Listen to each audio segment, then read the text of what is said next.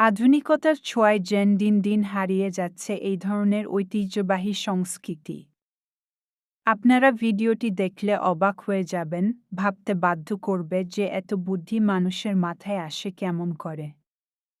ভিডিওটি দেখলে বুঝতে পারবেন কোন ধরনের মোটর, জ্বালানির ব্যবহার ছাড়াও এভাবেও পানি তোলা সম্ভব। এখানে যে পদ্ধতি দেখতে পাচ্ছি তার নাম হচ্ছে রহট। রহট হল একটি প্রাচীন সেচ ব্যবস্থা যা সাধারণত পশুচালিত পদ্ধতির মাধ্যমে পানি তোলার কাজে ব্যবহৃত হয়। এটি মূলত নদী, পুকুর বা কুয়া থেকে পানি সংগ্রহ করে কৃষি জমিতে সরবরাহের জন্য ব্যবহৃত হয়। রহট পদ্ধতিতে একটি বড় চাকা বা কাঠামোর সাথে বালতি বা পাত্র সংযুক্ত থাকে।